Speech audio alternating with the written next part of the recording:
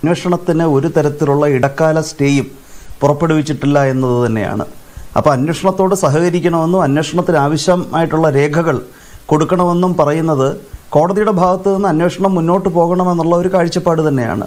പിന്നെ കോടതിയുടെ പരിഗണനയുള്ള ഒരു വിഷയത്തിൽ അതിനകത്ത് ഉത്തരവ് പാസ്സാക്കുന്നതിന് മുമ്പ് കക്ഷികളെ അറസ്റ്റ് ചെയ്യുക എന്നുള്ളത് അത് നാം കേരളത്തിൽ പലപ്പോഴും കാണുന്നതാണ്. ആൻറ്റിസിപ്പേറ്ററി ബെയിൽ പ്ലീ മൂവ് ചെയ്ത് കഴിഞ്ഞു കഴിഞ്ഞാൽ അതുവരെ ഉറങ്ങിക്കിടക്കുന്ന പോലീസ് സിംഹങ്ങൾ ഉയർത്തെഴുന്നേൽക്കുകയും സടകുടഞ്ഞെഴുന്നേറ്റ് വേട്ടയാടി പിടിച്ച് പെൻഡിങ് ആയിട്ടുള്ള പ്രൊസീഡിങ്സ് ഇൻഫ്രക്ച്വസ് ആക്കുവാനുള്ള തരത്തിലുള്ള കുടില ശ്രമങ്ങൾ പലപ്പോഴും നാം കാണാറുള്ളതാണ്. അപ്പോൾ അതൊന്നും ആശാസ്യകരമായിട്ടുള്ളതല്ല. ഇവിടെയും ഇപ്പം നമുക്കറിയാം, അറസ്റ്റ് നടക്കുകയാണെങ്കിൽ അത് വളരെ ഇമ്പാക്റ്റ്ഫുൾ ആയിട്ടുള്ള ഒരു അറസ്റ്റ് ആയിരിക്കും.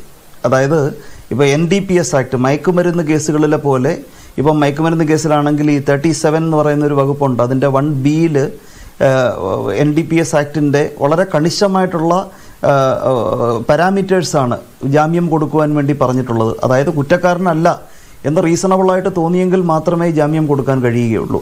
അപ്പം സമാനമായിട്ടുള്ള പ്രൊവിഷൻസാണ് ഈ 212-ൻ്റെ 6 ഉപവകുപ്പിലും പറഞ്ഞിട്ടുള്ളത്. അപ്പോൾ അറസ്റ്റ് കമ്പനീസ് ആക്ട് പ്രകാരം SFIO നടത്തുക എന്ന് പറഞ്ഞു കഴിഞ്ഞാൽ വളരെ ആരാണ് ഹർജിക്കാരനെ അല്ലെങ്കിൽ ഹർജിക്കാരിയെ സംബന്ധിച്ചിടത്തോളം വളരെ ബുദ്ധിമുട്ടുണ്ടാക്കുന്ന ഒരു കാര്യമാണ്. പിന്നെ ജാമ്യം കിട്ടുക എന്ന് പറയുന്നത് വളരെ ബുദ്ധിമുട്ടുള്ള കാര്യമാണ്. ഇവിടെ ഒരു പ്രത്യേകത ഈ കമ്പനീസ് ആക്ടിലുള്ളത് സ്ത്രീയാണ് എന്നതുകൊണ്ട്, ഇപ്പോൾ മൈനറാണ്, 16-ൽ താഴെ പ്രായമുള്ള ഒരാളാണ്, അല്ലെങ്കിൽ സ്ത്രീയാണ്, അല്ലെങ്കിൽ രോഗാതുരനാണ്, ഈ കാരണങ്ങളൊക്കെ ചൂണ്ടിക്കാട്ടി സ്പെഷ്യൽ കോടതിക്ക് ജാമ്യം അനുവദിക്കാൻ കഴിയുമെങ്കിലും അറസ്റ്റ് എന്ന് പറയുന്നത് വളരെയധികം ഭീതി ഉളവാക്കുന്ന ഒരു കാര്യമായതുകൊണ്ടാണ് കോടതിയുടെ പരിഗണനയിലിരിക്കുന്ന വിഷയത്തിൽ അങ്ങനെ ഓടിക്കയറി അറസ്റ്റ് ഉണ്ടാകരുത് എന്ന് ബഹുമാനപ്പെട്ട ഹൈക്കോടതി നിർദ്ദേശിക്കുവാൻ ഒരു പക്ഷേ കാരണമായിട്ടുള്ളൂ. ഇവിടെ ശരീരത്തിൽ, മനുഷ്യ ശരീരത്തിൽ ചിലപ്പോൾ ചെറിയ മുഴയൊക്കെ വരും അല്ലേ, ചെറിയ നമുക്ക് ബുദ്ധിമുട്ടുണ്ടാക്കും. പക്ഷേ അങ്ങനെയുള്ള അത് പരിശോധിച്ച് കഴിയുമ്പം ചെറിയ എന്തെങ്കിലും ന്യൂസ് ഫോറിനോ എന്തെങ്കിലുമൊക്കെ പൗഡർ ഇട്ട് കഴിഞ്ഞാൽ മാറുമെന്നൊരു തോന്നൽ വരും. പക്ഷേ വിശദമായ പരിശോധനയ്ക്ക് വിധേയമാക്കി കഴിയുമ്പോഴാണ് ശരീരത്തെ മുഴുവൻ കാർന്നു തിന്നുന്ന ക്യാൻസറാണ് എന്ന വാർത്ത പുറത്തു വരുന്നത്. അതുതന്നെയാണ് ജയലളിത കേസിൽ ബഹുമാനപ്പെട്ട സുപ്രീം കോടതിയിൽ ബെഞ്ചിലൊരംഗമായിരുന്ന ജസ്റ്റിസ് അമിതാഭ റോയിയുടെ ഉത്തരവിലും വന്നത്. അതായത് ഇത് ശരീരത്തെ കാർന്നു തിന്നുന്ന, രാജ്യ ശരീരത്തെ കാർന്നു തിന്നുന്ന ഒരു കറപ്ഷനാണ്. ഇവിടെ വളരെ ലളിതമായിട്ടാണ് പറയുന്നത്. 210 എൻക്വയറി ആണെങ്കിൽ ഓക്കെ, 212 എൻക്വയറി ഇവിടെ ആശാസ്യമല്ല എന്ന് പറയുന്നത്. ഈ നിയമം ഇത്രയും കാലം നിലവിലുണ്ടായിട്ട് ഈ 212 എൻക്വയറിയുടെ ഭരണഘടനാപരതയെക്കുറിച്ച് അത് ഇൻവാലിഡേറ്റ് ചെയ്യണമെന്ന് പറഞ്ഞൊരു പ്ലീയുമായിട്ട് ആരും പോയിട്ടില്ല. ഇപ്പോഴും അത് ഇൻവാലിഡേറ്റ് ചെയ്യണമെന്നുള്ളൊരു പ്ലീ അല്ല ശ്രീമതി വീണ വിജയൻ്റേതായിട്ടുള്ളത്. അവർ പറയുന്നത് SFIO അന്വേഷണം തടയണമെന്നുള്ളത് മാത്രമാണ്. 212-ൻ്റെ കോൺസ്റ്റിറ്റ്യൂഷണൽ വാലിഡിറ്റി ഒരു പക്ഷേ ചിലപ്പോൾ ഗ്യാലറിക്ക് വേണ്ടി സബ്മിഷൻസ് നാം ഇങ്ങനെ പൊളിറ്റിക്കലി സെൻസിറ്റീവ് ആയിട്ടുള്ള വിഷയങ്ങളിൽ ഒരു പക്ഷേ വരുന്നതായിട്ടൊക്കെ കാണാൻ കഴിയും. ഇവിടെ 212 അല്ല ഇവിടെ ചലഞ്ച് ചെയ്യപ്പെട്ടിട്ടുള്ളത്. പിന്നെ ഈ 210 എൻക്വയറി അത് നമ്മുടെ ശ്രീ ബാലൻ, അദ്ദേഹം നിയമമന്ത്രിയായിരുന്നു, അദ്ദേഹത്തിന് പറഞ്ഞ അതേ ലോജിക്ക് തന്നെയാണ് ഇവിടെ ആർട്ടിക്കുലേറ്റ് ചെയ്യപ്പെട്ടിട്ടുള്ളതും. 210 പ്രകാരം ഒരു എൻക്വയറി ഉണ്ടെങ്കിൽ എന്തുകൊണ്ട് എങ്ങനെ 212 പ്രകാരം മുമ്പോട്ട് പോകാൻ കഴിയും എന്നുള്ള ചോദ്യം എനിക്ക് തോന്നുന്നു കോടതിയിലും ഇത് സംബന്ധിച്ച് ഉത്തരം കൊടുത്തിട്ടുണ്ടാകും. 4 മണി വരെ ഞാനും കോർട്ടിൽ പെട്ടിരിക്കുകയായിരുന്നു. ലൈവിലോ എന്ന് പറയുന്ന പോർട്ടലിൽ, വളരെ റിലയബിൾ ആയിട്ടുള്ള പോർട്ടലാണ്. അപ്പോൾ അതിനകത്ത് കണ്ട വാർത്ത മാത്രം വായിച്ചാണ് എനിക്കും അറിയാൻ കഴിയുന്നത്. അപ്പോൾ ഈ വിഷയം അവിടെയും ഉന്നയിക്കപ്പെട്ടിട്ടുണ്ടാകും, മറുപടി കൊടുത്തിട്ടുണ്ടാകും. ഈ 212-ാമത്തെ വകുപ്പിൽ വ്യക്തമായിട്ട് പറയുന്നത്, 1-ാം ഉപവകുപ്പിൽ പറയുന്നുണ്ട്, without prejudice to the provisions of section 210. അതായത് 210-ന് ഒരു തരത്തിലും ഹാനിയില്ലാത്ത രീതിയിൽ SFIOയ്ക്ക് കേന്ദ്ര സർക്കാരിന് അന്വേഷണം ഏൽപ്പിക്കാൻ കഴിയും. അത് പാർലമെൻറ്റ് വിഭാവനം ചെയ്തതാണ്. Without prejudice to section provisions of section 210 എന്ന് പറഞ്ഞു കഴിഞ്ഞാൽ രാജ്യത്തെ നിയമനിർമ്മാണ സഭ വിഭാവനം ചെയ്തിട്ടുള്ള നിയമത്തിൻ്റെ പ്രൊവിഷനാണത്.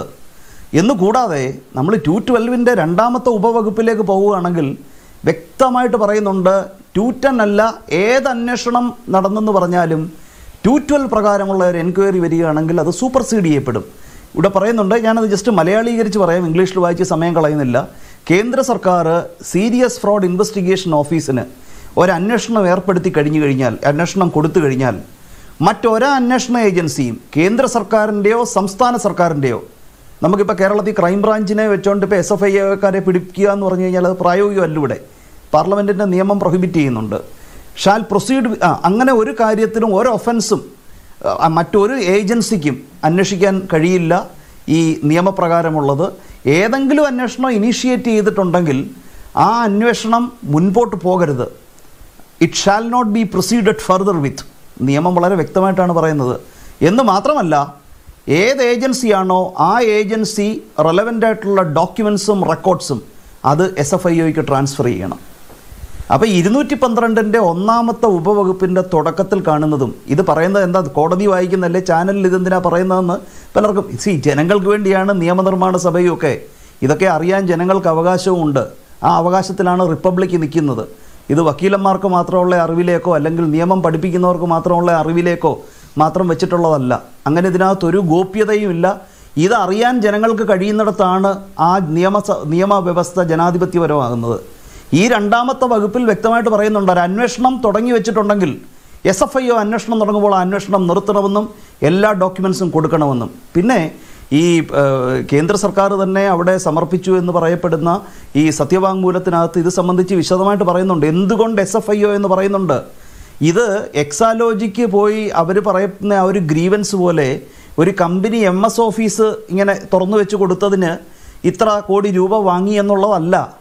ഇത് CMRL ഉൾപ്പെടെ വരുന്ന ഒരു വലിയ അഴിമതിയുടെ 135 കോടി രൂപ, അതായത് എന്ത് ഭീകരമായിട്ടുള്ള തുകയാണ് അത്, പല രാഷ്ട്രീയ നേതാക്കന്മാർക്കും അധികാരികൾക്കും അവരുടെ ബിസിനസ്സിൻ്റെ ട്രാൻസാക്ഷന് വേണ്ടി കൊടുത്തു എന്ന് കൺഫസ് ചെയ്യുന്ന ഒരു ഡോക്യുമെൻറ്റിൻ്റെ അടിസ്ഥാനത്തിൽ ഇതിൻ്റെ എല്ലാ വശങ്ങളെക്കുറിച്ചും പഠിക്കുവാൻ കോമ്പീറ്റൻ്റ് ആയിട്ടുള്ള ഏജൻസി, അങ്ങനൊരു ഏജൻസി ഇത് പരിശോധിച്ചെങ്കിൽ മാത്രമേ, അപ്പം വീണാ വിജയനോ എക്സാലോജിക്കോ അല്ല, അതിനെക്കാട്ടിനുമൊക്കെ വളരെ നിഗൂഢമായിട്ടുള്ള അഴിമതിയുടെ കറ പുരണ്ട അർദ്ധതലങ്ങളുണ്ട്, അല്ലെങ്കിൽ മനസ്സിലാക്കേണ്ടതായിട്ടുള്ള ഇടനാഴികളുണ്ട്. അതിലേക്ക് ഇറങ്ങിച്ചെല്ലുവാൻ SFIOയ്ക്ക് മാത്രമേ കഴിയൂ എന്ന കേന്ദ്ര സർക്കാരിൻ്റെ കാഴ്ചപ്പാടിൻ്റെ അടിസ്ഥാനത്തിലാണ്. എന്ന് മാത്രമല്ല, ഈ ഡോക്യുമെൻറ്റ്സ് ഒക്കെ ആക്സസ് ചെയ്യണമെന്നുണ്ടെങ്കിൽ ഇപ്പം കമ്പനി നിയമപ്രകാരം ഇൻസ്പെക്ടർക്കോ ROCക്കോ ഒന്നും തന്നെ income tax, central board of direct ടാക്സിൻ്റെ ഡോക്യുമെൻറ്റ്സ് ആക്സസ് ചെയ്യാൻ കഴിയത്തില്ല. ആ ഡോക്യുമെൻറ്റ്സ് ആക്സസ് ചെയ്യണമെന്നുണ്ടെങ്കിൽ central board of direct tax notify ചെയ്തിട്ടുള്ള ഏജൻസികൾക്ക് മാത്രമേ അത് ആക്സസ് ചെയ്യാൻ കഴിയത്തുള്ളൂ. അപ്പോൾ ROC ഈ അന്വേഷണം കൊണ്ട് ചെന്ന് കഴിഞ്ഞാൽ ഇവർക്ക് ഈ ഡോക്യുമെൻറ്റ്സ് കിട്ടുമോ? കിട്ടില്ല. കാരണം കമ്പനി നിയമപ്രകാരം കോൺസ്റ്റിറ്റ്യൂട്ട് ചെയ്ത ഒരു സാധാരണ അതോറിറ്റിക്ക് ഇൻകം ടാക്സിൻ്റെ ഡോക്യുമെൻറ്റ്സ് എങ്ങനെയാണ് കിട്ടുക? അതിന് income tax, central board of income tax അംഗീകരിച്ചിട്ടുള്ള ഏജൻസി എന്ന് പറയുന്ന SFIO ആണ്. അപ്പോൾ ഇത്ര വലിയ അഴിമതിയുടെ ഒരു വലിയ ഒരു കാര്യം ഇത് അന്വേഷിക്കുവാൻ SFIOയ്ക്ക് കഴിയില്ല, അന്വേഷിക്കാൻ അവരെ അനുവദിക്കരുത് എന്ന് പറയുമ്പോൾ ഈ വിഷയത്തെ വെറും എക്സാലോജിക്കിലേക്ക് മാത്രം ചുരുക്കി കാണിക്കുവാനാണ് അങ്ങനെ ഏതൊരു വാദഗതിയും ശ്രമിക്കുന്നത്. അഴിമതിക്കെതിരെയുള്ള ഒരു പോരാട്ടം രാജ്യത്തിൻ്റെ നിലനിൽപ്പിന് ആവശ്യമാണ് എന്നുണ്ടെങ്കിൽ ഇത് സമഗ്രമായിട്ട് അന്വേഷിക്കപ്പെടണം.